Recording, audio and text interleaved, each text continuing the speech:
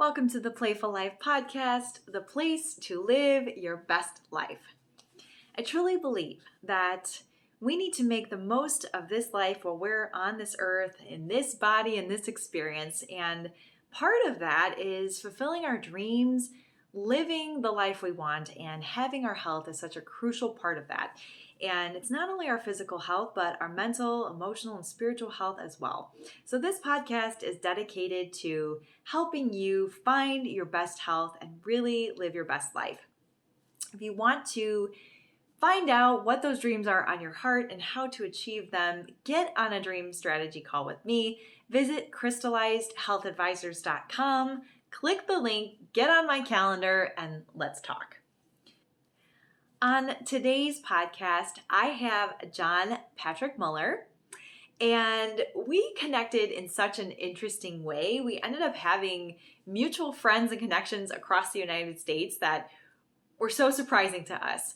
But John has such a really interesting journey of studying Buddhism, meditation, becoming a Buddhist monk for a while, and now he has transitioned back into the civilian life, if you will, and he is fulfilling the dream on his heart to help heart-centered light workers and entrepreneurs do their best work and serve others. So I'm so excited to have John on the podcast today. Enjoy this episode. Hey, John. Hey, how's it going, Crystal? How are you? I am doing amazing. Thank you so much for being here on the Playful Life with me. I'm so happy to be here and happy birthday. Oh, well, thank you. Thank you. You know, I celebrate birthdays big. I always just celebrate that another trip around the sun. And I think it's really important to celebrate the day that our spiritual being and physical being came together on earth. I think it's really important. So I love that I get to spend it with you and have this conversation today. Oh, thank you. That's so nice of you. What else are you going to do to celebrate after this? Well, I actually have a couple clients I'm going to see today. So that's fun. I get to do what I love. And I don't know, I think maybe just open a bottle of Chianti and relax on the couch later with some Netflix. That sounds really nice to me right now. Nice. Yeah. Cool. So, John, thanks again for being here. I am so excited about this conversation we're going to have for our listeners. And you have a really interesting past and path, I would say, and sort of what brought you to where you are today and who you are today. And I'd love to get in with that a little bit with you. So we connected on social media, and it was so kismet, I think, how we even connected. I have really no idea how we initially connected. But I was looking through old Facebook messages, and I had seen that we sort of had this like Facebook message thread that never got resolved. And so that's normal for me. That's probably my fault. Me too. So I was like, I'm going to revisit this. So luckily we did, and we reconnected, and wow, we really seem to have a lot in common, and I'm so glad that we did. So we also have sort of these weird mutual connections across the United States that we were very interested in seeing where those came from. So tell me, John, a little bit. When we talked the other day, you said that you studied as a Buddhist monk and had that as part of your journey. So let's see, what led you to that point in your life? Not that was where you started necessarily, but what was sort of the path leading up to that for you? Thank you for asking. Yeah, so a lot of people ask me, did I grow up religious or did I grow up Buddhist? And the answer is no. I grew up kind of normal, kind of like middle class. Like my parents were nice and slightly deep, but they wouldn't really show their depth. We didn't have much religion going on, and I became really interested in psychology. So my path in was sort of psychology and science, like quantum physics. And I started to really love psychology. And I just loved how the mind worked. And I ended up in school for psychology. I got a degree in psychology. And I even got a job as a professional substance abuse counselor. And what I was discovering along my way, people introduced me to various spiritual practices, and I found books on Buddhism along the way. And I just kind of started realizing that a lot of spiritual paths have answers that are much deeper than standard psychology, right? Like, and if you look for like an example, like a role model, I really wanted to find examples and role models to see how I could become. And I couldn't find good ones within the field of therapy and psychology, really. Some, but not the best. And, I was discovering that people who are spiritual practitioners, in many cases, were really embodying their teachings, and they had attained, levels and states that I thought were amazing. And I wanted somehow to get there because my real goal was to help other people. And I had kind of learned within psychology class that the qualities of the therapist themselves are at least as important, if not more important, than whatever technique that they're using. And once that kind of clicked into place for me, I went on this kind of journey of self-discovery and development. And I just happened upon spiritual practices, and they did a lot more for me than just standard psychology. And I just kind of loved it. But my goal the whole time was to get tools and to get developed enough inside so that I could actually help people. That was my real goal. And and Buddhism was the path that clicked for me the most. So eventually, one of my clients, when I was a counselor, told me about a Buddhist temple that was nearby. And so I just went to go. He's like, it's the only one like it in the whole country. It's very beautiful. It's 10 minutes away. Just go see it. Just go. And Oh, so I did. perfect. Oh my Yeah, goodness. I know. And it was like perfect timing. So when I did go, they were about to start a month-long retreat. This was January 2012. And so I just went to a class. I loved it. Went back the next day for more sessions. I just kept going back. And within 3 weeks, I asked to move in. I was like, hey, can I move in? And 2 weeks later, I was in, and I just lived there for 5 years. I became a monk. And I just like all the time, I was just like, I want to go deeper. Like, I could tell it was working for all the people who were there. It was like alive. It was really, they were happy, confident, and I hung out long enough in the quiet moments to see that it wasn't like an act, it was like real. Mm. And I was just like, all the time, I was just like, I just want to go deeper. And that just led me into moving in, joining the study programs, becoming a monk, like reorienting my whole life so that I could just go as deep as possible in this practice and just like reach people and help other people too. Wow, that is incredible to say yes on that journey, right? When something inside you was calling you to something greater, it was probably a little scary, right? When you were like, I think I want to move in with these people and, give up, right? I mean, you had to have given up the comforts of normal life, right? I mean, you had to give up Netflix and things like Well, that, okay, right? Like, you're, what was that you're experience like? I think you're overestimating how comfortable my life was before I moved in. Like the kind of secret answer to your first question that I forgot to say is I was suffering a lot. So what led me into that? I was suffering. I felt like my life just didn't have much meaning. I was showing up every day in a job where I was supposed to be helping people, and I was trying my best, but I was stressed out. I just wasn't centered like I really wanted to be. And don't get me wrong, like I was effective in helping clients, like at least as much as any of the other counselors, maybe more, but I still internally wasn't that happy, and at all. And I was like suffering through a lot. I had this kind of identity crisis due to a breakup, and I just started to like, I was so used to seeing myself through the eyes of this other person who adored me, and then started to like ignore me, then started to hate me. And I just didn't know who I was. And so I went through a few months of like suffering and not knowing and meaninglessness, but I didn't reach for those little temporary cures and fixes that most people do. Like I was, living with my parents at the time. I didn't go hang out with my college, with my high school friends who were not on the right path, right? I didn't fill my life with meaningless crap. I just stayed with the discomfort.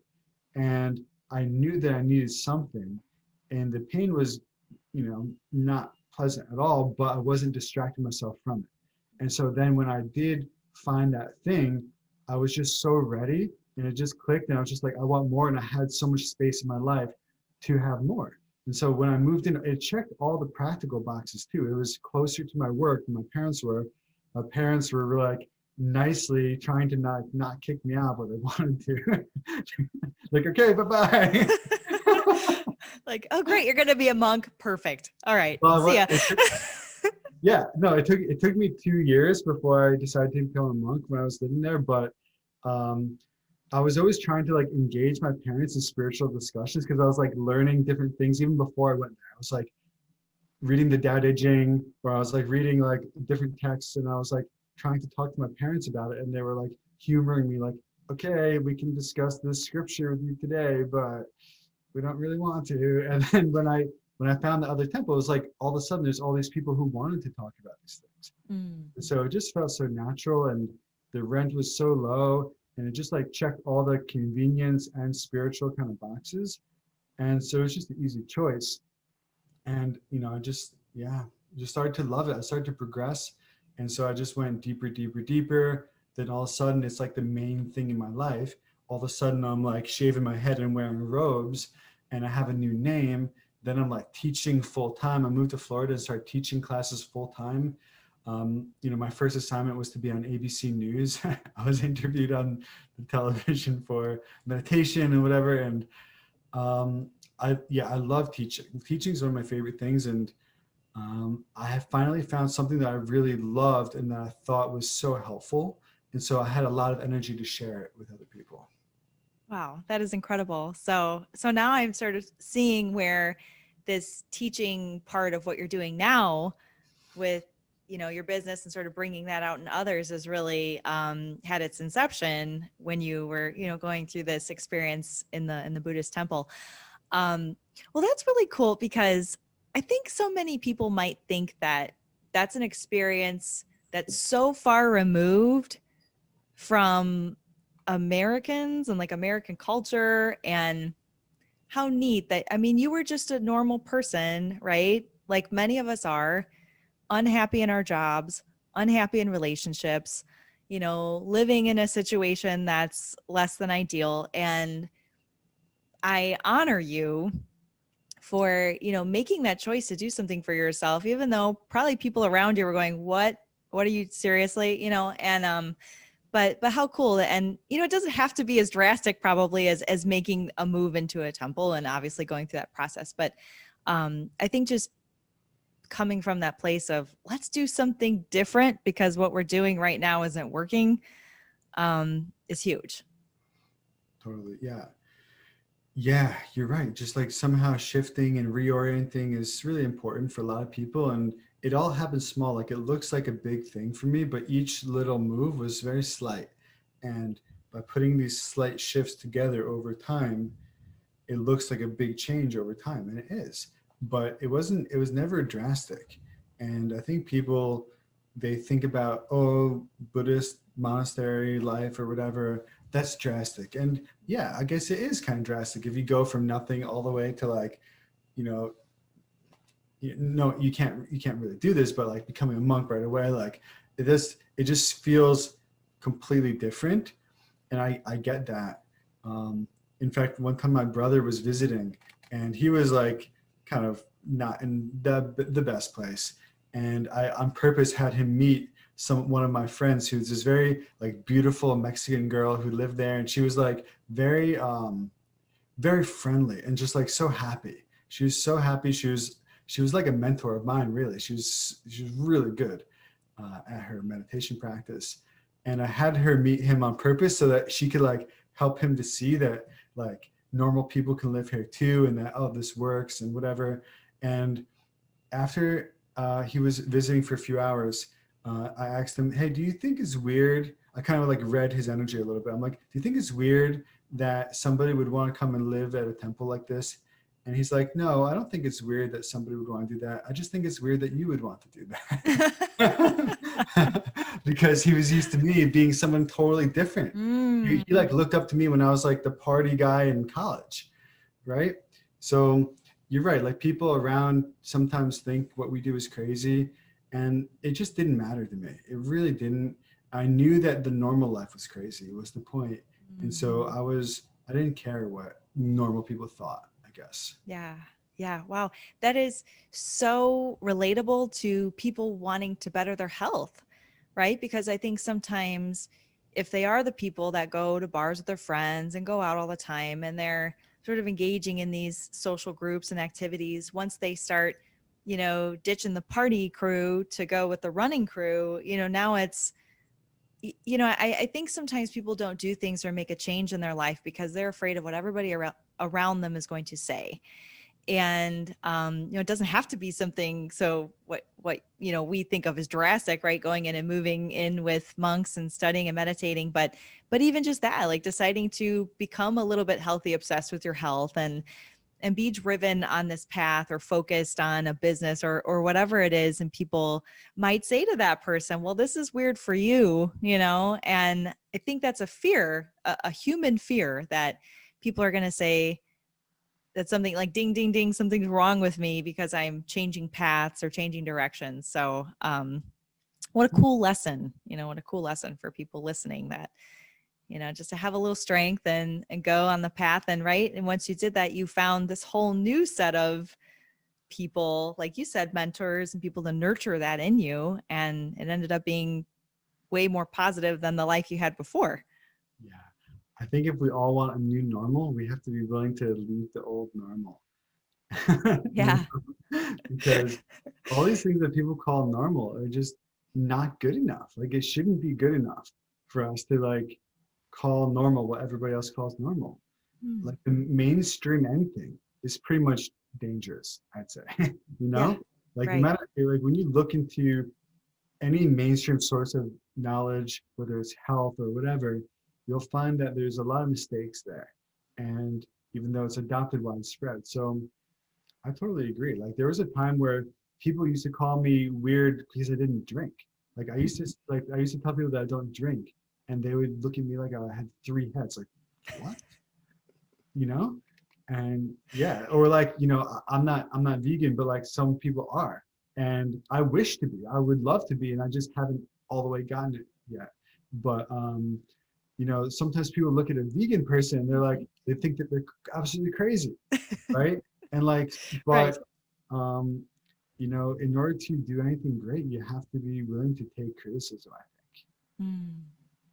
Wow. Yes, you hit that one for sure. For sure. Um, so let's switch gears just for a moment. I want to talk about the practice of meditation. And like you said, you were teaching meditation, and when we talked on the phone, you said that that was sort of a big part of your life, your meditation practice and things. So what was your experience with that? Learning about it and how you taught it, and well, why is it so important that we do it? Hmm. Okay. It's a loaded question. Sorry. Good question. Thank you for that. It's like you loved it, and now I have to. Okay. So yeah, meditation is basically like the art and science of focusing on something that makes you feel peaceful. So the mind can focus on lots of things. And there's some things that when you focus on them, you feel neutral. Like you focus on your breakfast, you're going to just feel neutral. There's some things that when you focus on them, you actually feel more unpeaceful and disturbed. Like that person said that thing, and how dare they say that thing. The more you focus on that, it gets bigger and bigger, and your mind gets more and more disturbed. That's like anti-meditation, right? You're feeding something negative within you. But meditation is where you learn to cultivate positive thoughts or anything that makes you feel more peaceful and positive, and you learn to hold and stabilize those awarenesses, those minds. For example, you learn how to cultivate love by thinking about other people and thinking, may you be happy. May everyone be happy. And if you can focus on that thought, may you be happy, I want you to be happy. That is a positive thought, right? And you can cultivate it without meditating on it, and then it disappears in like a moment. Or you can cultivate it and then hold it in meditation. And so it becomes stronger and stronger every moment, and sort of stabilizes. It becomes more part of your natural experience. So that whenever you're not even focused on it that much, you can just kind of cultivate it during the day. Like You can rely on that state of mind, which means you can always be happy, because a positive state of mind will always make you feel happy no matter how much you have of it. Like the more your mind is positive and peaceful, the happier you are. And happiness is, let's just say, the most important thing in life, right? Like meaningful happiness. Whereas external things on the outside, the more you get them, actually, the more you suffer from them. It's kind of interesting how you think about that. Like, food, for example, is generally thought of as very pleasurable and nice and enjoyable, and it is. But it's not like it's a source of joy, because the more you have it, the less joy you get, right? The Right. most is in the beginning, the first few bites, and then it becomes more neutral. But then Mm-hmm. it actually becomes like you'll start to feel sick. Like I've had, what was it? Ice cream. And I'm just like, I'm never going to do this again. Or on Christmas Day, I really needed to like wind down. I was working way too hard. And I watched like 4 movies on Christmas just to make myself not work. Mm-hmm. And after the day, I was like, I'm never going to watch a movie again. Like I hate it. And Mm-hmm. you know what I mean? Like these things that we normally go to for relief are actually sources of discomfort in and of themselves. And the more you have them, the more discomfort you feel, which is sort of a profound understanding and is kind of deep. But what I'm trying to do is illustrate that the happiness that comes from a positive state of mind is completely different from external happiness. Because the more you have it, the happier you get, and it never turns into suffering. It never changes. It always gives you happiness. Like the more love and respect you have for your friends, the more happiness you have when you're with your friends. And the more peace you have when you're by yourself, the more happiness you have when you're by yourself. And so this is the type of happiness that's completely reliable and stable.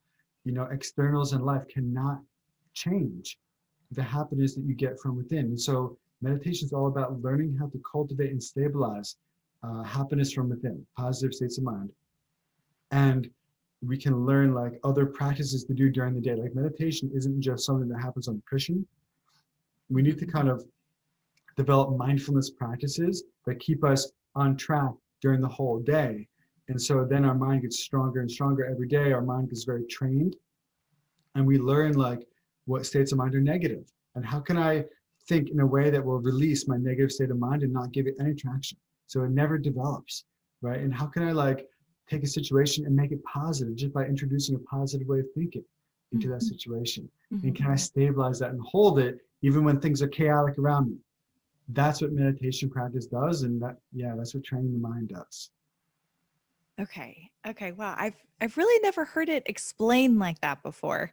So I've got like there's so many buzzers going off in my head to to follow up with this. So let's talk about this concept of happiness really quick, because I think when people hear that word or thinking positive, they think of sort of their annoying friend who's just always on and everything's happy all the time. And um I I try to explain to people that like happiness isn't necessarily laughing all the time it's not like euphoric even, right? It's something different. And you can be a happy person generally and be a positive person and still cry and still be emotional.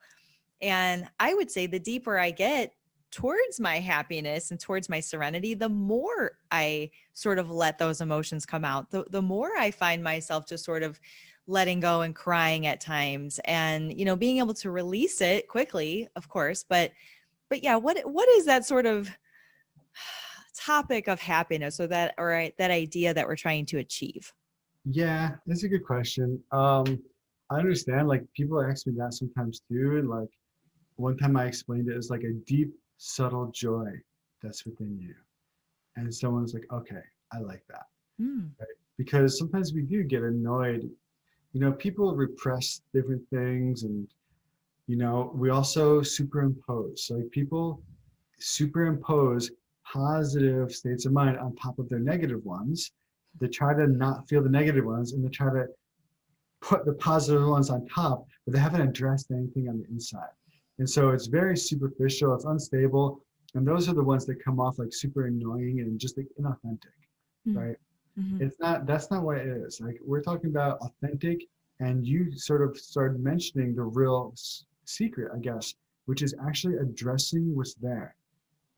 Ignoring what's there to be positive is not the advice that you'll learn in a Buddhist center or a real spiritual center. Ignoring what's there is the opposite of what you want to do. It's going to come back again. Like I used to do this, right? I used to think, oh, I'm going to be the good Buddhist today, and I'm not going to get angry, or I'm not attached. But what I was doing was I was taking these emotions, and they're like buoys in the water, or like a beach ball, and I was pushing them down underneath the water, and then it would pop back up even stronger than before at random times, very inconvenient, right? Yeah. And it's because I wasn't addressing anything. I was just pushing it down. And I thought maybe I was, but I wasn't. And so I was learning how to be positive, but also hadn't gained control of these negative states of mind. And so they would still kind of run my life, and I was on this roller coaster, right? And the kind of key is, as you mentioned, like we need like certain practices that help us to stabilize and just get more peaceful so that we can begin to work with our mind. And then we need to start to like see what's there and actually accept what we're seeing. And don't repress your negative emotions. That is not the advice. We're like, positive doesn't mean like pretend to be positive. Positive means like embrace and accept what's there. And like if there's something negative, you don't be scared of it. Don't like run away. Don't think, oh, I must hide this and I can't show anybody because I'm positive. That's like superficial ego stuff, right? Like we need to see what's there and to think, wow, this is here. Like today, right now, I feel unhappy. Like I feel miserable. And then once you can accept it, then you can be like, okay, why? And if you learn the different inner workings of mind, you can start to uncover what are the causes? How come I'm feeling this way? Like this thing happened, I was feeling fine, and then it triggered this, and now I feel like this, right? And now it makes me go want to do this. Like we need to be able to slow down enough to like see what happened and how it happened, so we can take away the trigger and just be like, huh, it's because when this happened, I was expecting this, and it happened like this instead. And my own expectation caused me to suffer, and then I got angry. Like you need to be able to do like pick it apart like that. And that requires space, and it requires the ability to accept what we're seeing without hiding from it or running from it or pushing it down or pretending it's not there.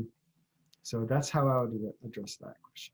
Wow. Yeah, that's incredible. I had a woman on my podcast a couple of weeks ago, and we talked about this idea of emotional intelligence. And I think this goes along with it really well, because it's that being, like you said, being able to look inward and say like, okay, something's not right here.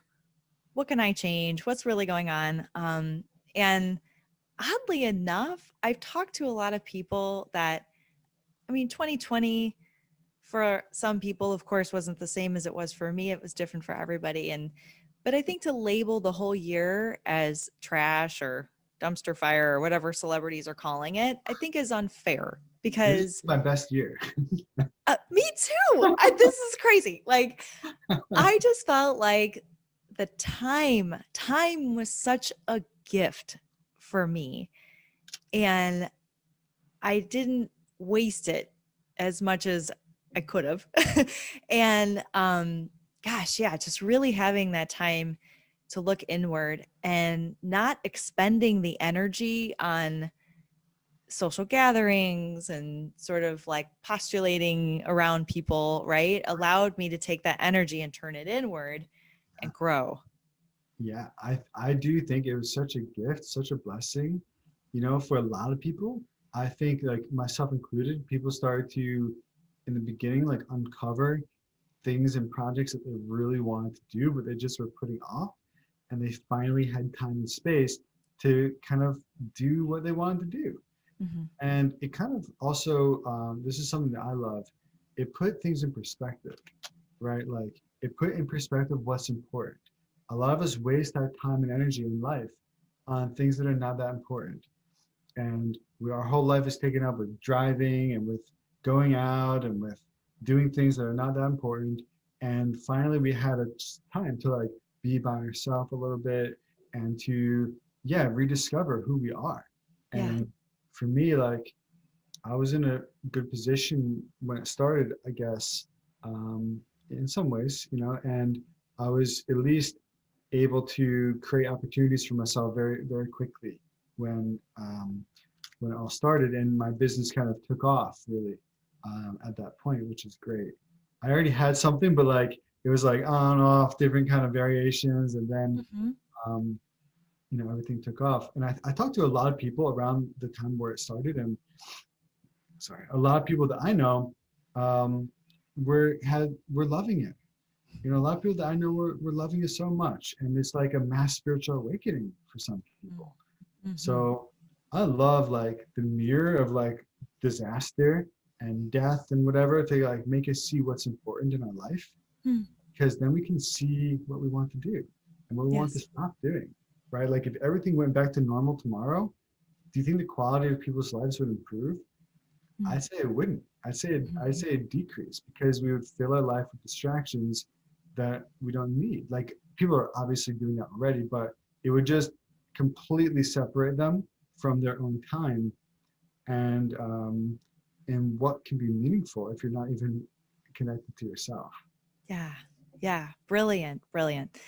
Um, and maybe just too, like having time to do things. So this is sort of another question that I wanted to ask you. And my husband actually, we were having this conversation. We talk about this a lot actually. And he's a guitar player, musician. We're both musicians, but he is like that's his craft. That is his, love, what he's really amazing at. And for him, when he teaches others or talks to others about playing guitar, he talks about how it's like a source of meditation for him, and that you could sort of get lost and when you're focused on just one task. And for me, I find it in like being sort of artistic, right? Like I like to color, I like to draw, I like to do things creative like that. And even for me, working out, I feel like it's a form of meditation. So as somebody who is a professional, or somebody who teaches about meditation and has that experience, like what would you say about those topics and how we look at them as meditation? Are we crazy? No, definitely not crazy. I'd say it's like meditation.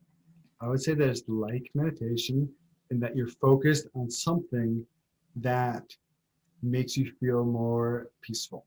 Now, like the reason that it works is because when our mind focuses on one thing, it enables it to kind of absorb into it. And simultaneously, as we absorb into it, everything else starts to disappear, including all the things that were bothering us, including all the disturbing states, including distractions, including that kind of thing that just kept our mind on the surface and wouldn't let us rest, right? So the reason that it works is because focusing is the same thing as like forgetting everything else. Focusing on one thing allows us to forget everything else. And that gives us this Zen feeling. So in that sense, I'd say that it's like meditation. Meditation specifically has like, it depends on who you ask, but um, sort of like the official definition from Buddhism and, Tibetan Buddhism is the lineage, for me. And it means to familiarize your mind with something that gives rise to happiness. They call it virtue. And it actually means it's a main cause of happiness, meaning it creates positive karma of happiness. So that necessarily means it's planting a karmic seed that will give rise to happiness in the future. So I guess the real answer is it depends on your intention, right? Hmm. If you are focused in a way with a good intention, let's just say your husband's playing music with the intention to benefit others. In that sense, he's creating virtue through that. And if he is single pointedly focused on his intention to benefit others while he's doing that, then you can say he's meditating while he's doing that. Meditation isn't just creating virtue, it's also a single pointed focus on something that is a main cause of happiness or something that is virtuous. Does that make sense? So Yes. if you're cooking, I would more call it like mindfulness. Like when it's on the go, it's mostly mindfulness, which means you can kind of stabilize that mind, but it's not as single pointedly focused. It's not like as absorbed. It's good. Like mindfulness is more important. Mindfulness is the precursor to meditation, and it's the life of meditation. So if someone who wants to improve their meditation practice, the main thing for them to do is to improve their mindfulness, which means practice it during the day. So it's all related. It's all good. Um, does that answer the question? Yes, absolutely. Oh my gosh. Yes, John, you're a natural teacher because this is making more sense to me than anything I've ever endeavored in with meditation. So I thank you for that. Um, so let's talk about that a little bit. So obviously you are not living, right? You're not living at the temple any longer. You've um, I left sort it. of moved into being a civilian again. And so where did that, I guess, lead you? You know, I mean, because you came out of that a changed person, I'm sure. And you know, in what ways did that inspire you, and what are you doing with all of that inspiration in your life now? Whoa, good question. Okay, so um, just to give the timeline, that might be the easiest way to answer this. Hmm. In 2017, I became a full-time meditation teacher in Florida. So I moved to a center. It was my main job. I was like the main teacher of the center. So I designed the whole curriculum and I taught classes every day. And that was a really good year for me to kind of, it like forced me to show the example. You know, I had like a public role. So like I was really showing the example of what it was like to be a spiritual practitioner, which kind of kept me on more of the time, which it was really good for me. Plus I was showing up every day and delivering classes with a good intention. So I was creating all this positive energy for myself, which was really wonderful. And towards the end of that year, I decided to take I decided that I wanted to take what I was doing and create a business out of it. So I was like, okay, I already know how to do this very well. I'm good at it. I just want to help people. I want to reach more people and want to kind of turn it into a business, like an online business where I'm making some money, basically. So I had both wishes. I wanted to do both. And also, to be completely honest, I was on top of my life in a lot of ways. I was like experiencing great things, but I was like, one thing I don't have is I really want to start dating. Hmm. And I wasn't allowed to as a monk. Monks can't date, in case you didn't know. I didn't. Interesting. I Okay. think it's probably different depending on like the tradition, but in Buddhism, you know, the monks don't date. So, but I wanted to, right? And I was only what, like 30 or something years old. And I was like, man, I really want to do that. So at some point I just kind of got the confidence up and I was just like, I'm just gonna go out on my own. I'm gonna create a business. I'm gonna find a partner. I'm gonna do it like this instead. And it was not as easy as I thought it would be. It was actually a lot harder than I thought. So I basically I started learning online business and started practicing it, and I started to love the marketing because marketing is just psychology in a sense.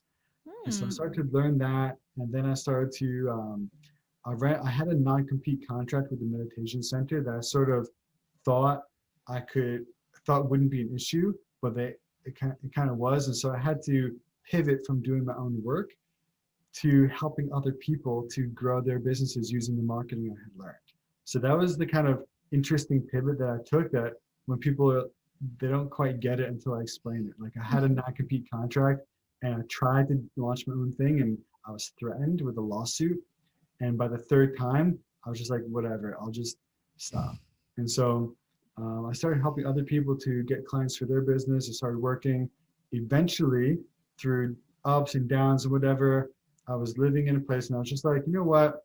This is not my passion to do marketing for other people. I want my own business. I want my own, like, I started doing this for myself. So um, I kind of got brave. And I was just like, you know what? I don't care if they sue me. Like, I got nothing to take away anyway. And so let's do this. And so I did launch my own spiritual coaching thing. I got some clients. I started working. I met a business partner. We created a business together. We got more clients. Then blah, blah, blah. Corona happened. I kind of had to leave that business partner due to a misalignment. And yeah, I had a lot of success because I had the skills of digital marketing and I had the internal experience of teaching spiritual things. And I launched a global healing summit at the beginning of the pandemic, and it was like a free thing, but it gathered me a very big audience very fast. And then I didn't have the intention for this, but then I had kind of hired some coaches, and I was like, okay, I'm gonna do my own business, and I launched a thing to help other coaches get clients for their business. And because I had built this big audience of coaches, a lot of them bought, and my business made 14,000 this first month. I was just like, oh, this is great. Finally I have a big win. And so I just kind of ran with that. And then it's been like a wild year of doing that type of work, like helping coaches and healers and spiritual people to kind of get mentally stable is one thing that I do. Like mentally, spiritually build their foundations and kind of get to a little bit higher level spiritually.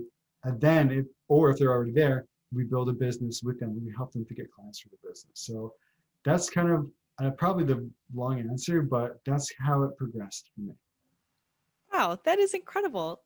I I just love how things like that work out, because when you were in that situation, I mean, I can imagine if I was in a situation where I was like, I'm going to start a business, and then some gym I worked at was like going to sue me because I was like, going to be a trainer on my own, just how defeated I would feel. And like, oh, okay, well, I guess I'll go over here, in this field and do this for a while, right? And just sort of thinking like, oh man, this isn't really what I wanted to do, but doing it well. And then you just sort of like all this boom just came together for you. Like, man, life is cool like that, isn't it? You're absolutely right. I did feel like by that third time when I finally gave up, like it took the wind out of the sails completely. It was like between that time and like the next, I don't know how long, the next, yeah, I don't even know, a while, over a year, and after that, probably a year, um, probably more than a year after that, probably a year and a few months was kind of a struggle, Yeah. to be honest. Yeah. And good and bad, but like I just wasn't thriving. I just wasn't in my lane, I guess. And um, yeah, you're right.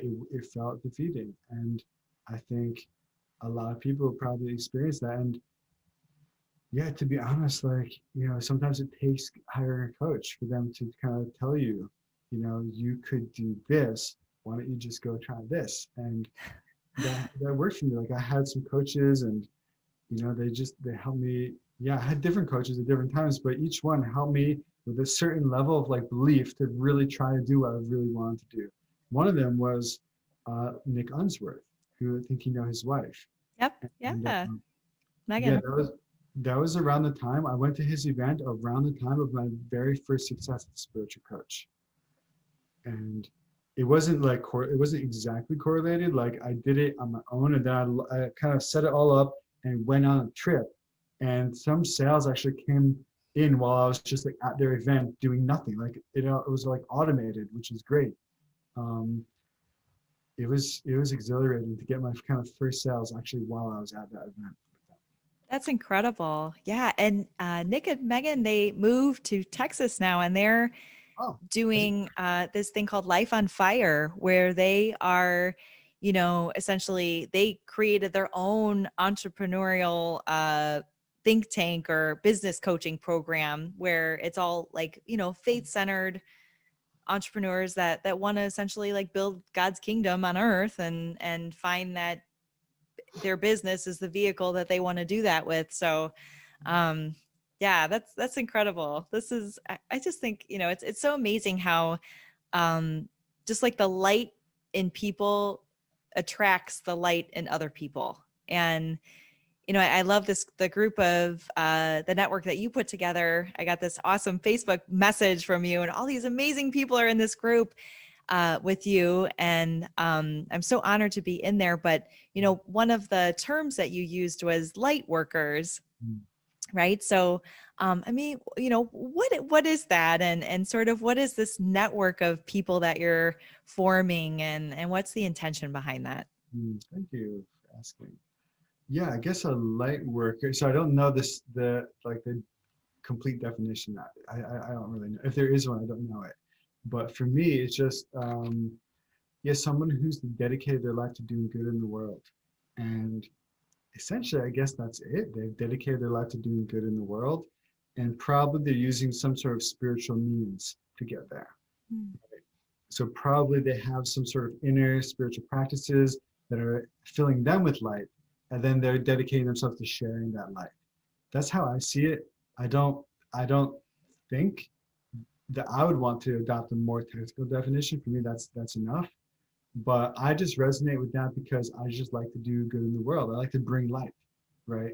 Essentially, I guess that's what it means, is that you're working with light in your own practice and you're bringing light into the world. And the term that I like now actually better, which according, like, I don't know if I coined it, I probably didn't, but like for me, I did, like I didn't get it from anybody else, is leader of light. And so I'm trying to become a leader of light. And on some days, I feel like I'm embodying being a leader of light. And I feel like I want to help everyone to step into that for themselves, where they are a light leader, not just a light worker, but a light leader. And for me, that means that they have actually taken the step of integrating their benefit into the world in a practical way where they're actually having impact on the world. So they've taken this light, and instead of just having it for themselves, they've taken a role in the world that allows them to share it with other people and to make a real difference in like a practical way. And so I think of like entrepreneurs and coaches. Um, yeah, being a leader is essential to growing your own business. If you're like the expert of the business, if you are like the figurehead entrepreneur of that business, like if you're like a coach or a healer, like whether you know it or not, you are or you need to be a leader in order for that business to thrive. You need to step up as like a leader. And because you're a spiritual person and because you're heart-centered in your business, you are a light leader. And, or you need to be a light leader. That is like pretty much the key. And that's the role that we need to embody. That's the identity that we need to step into. And if we're hesitant to be a light leader, we're going to be playing small, and probably we're going to have like this employee mindset where we want somebody else to do the hard work for us, which is okay. I know how that feels, but I'm just discovering more and more that being a light leader is the key. It is necessary. And so that's why I've kind of created my group around that theme. Yes, yes, that's incredible. And I do remember having this conversation briefly about leadership with you when we spoke before, and how that term can be scary. And I think maybe because the way we're conventionally taught in school, and all of these different institutions throughout our life, we're basically followers, right? We follow the teacher, we follow our parents, we follow our church leaders, we follow our boss, we follow whatever the corporation we work for, the government, whatever this is, whatever this entity is that we think we have to kind of fall in line and follow. And I don't know if maybe millennials, I think, get a lot of flack because we tend to be this generation that pushes back on that a little bit and says like, no, I think I want to be a leader over here, and we're sort of pushing back on these norms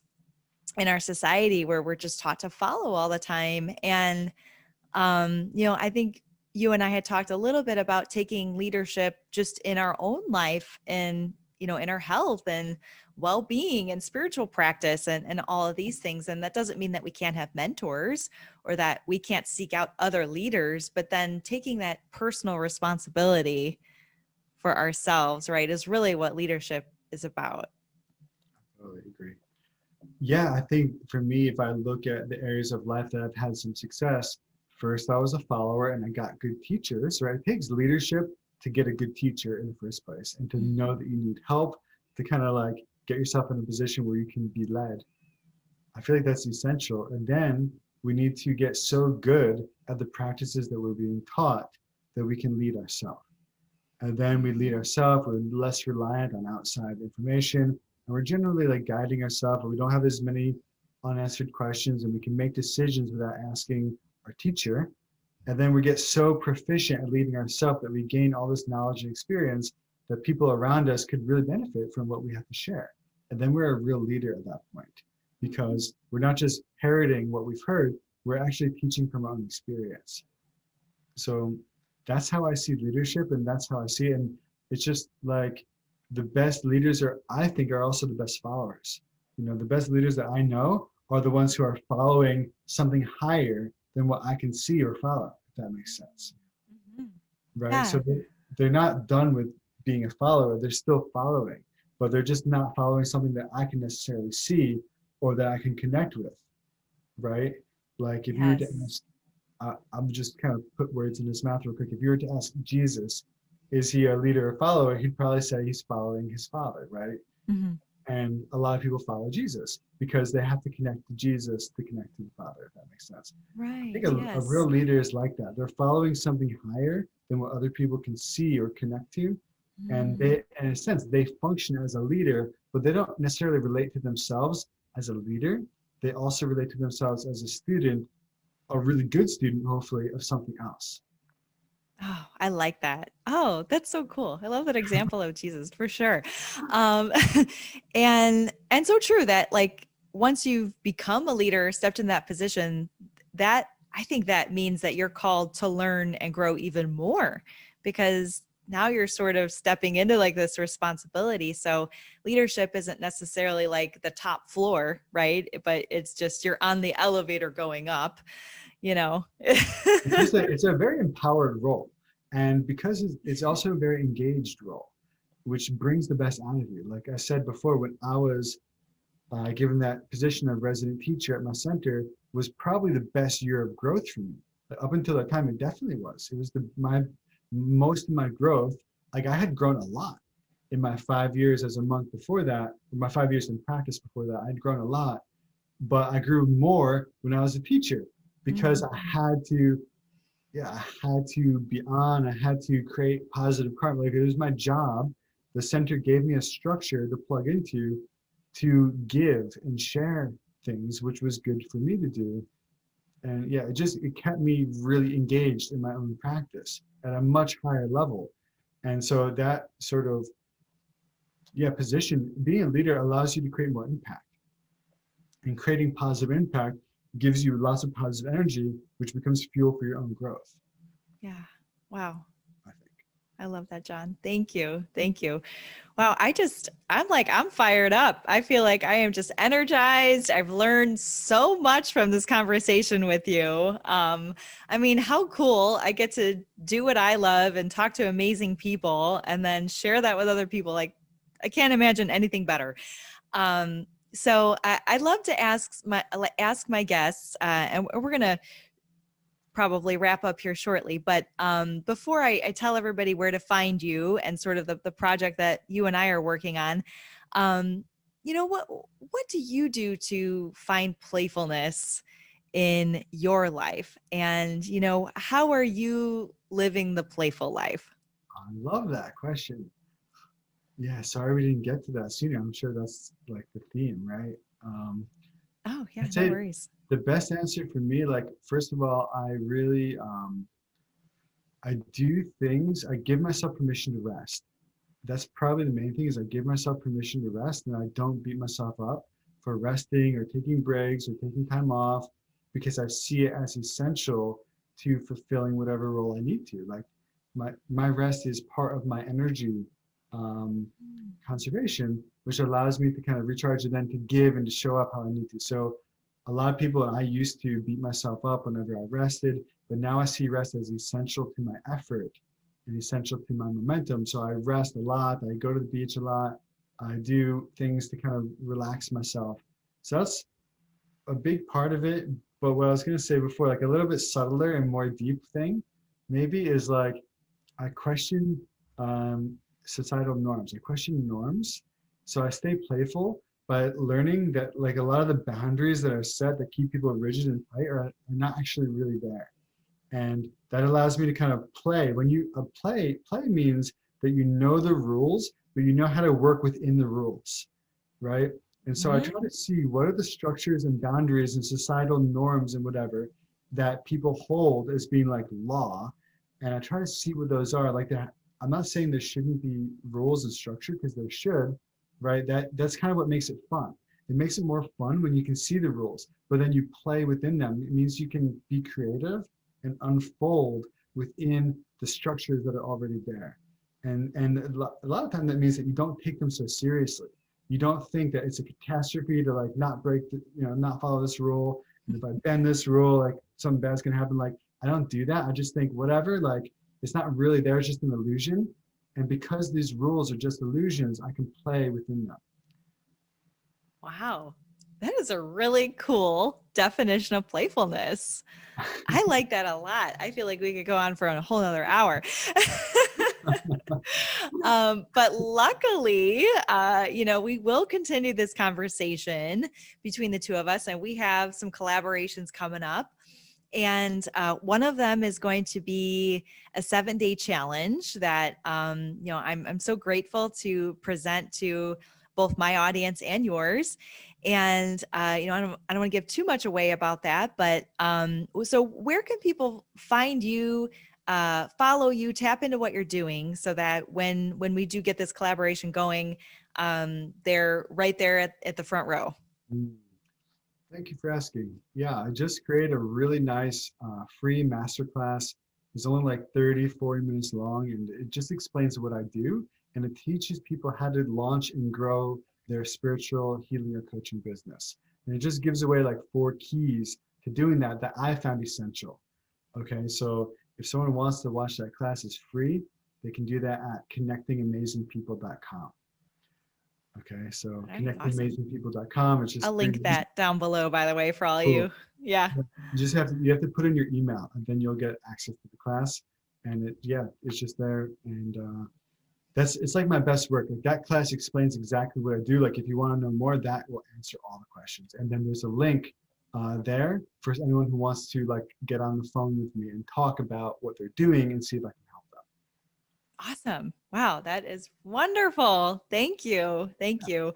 And I honor you for sharing your light with me and the world, and just being so centered on just doing good, like you said, doing good in the world. And I can tell we're very, very far away from each other geographically.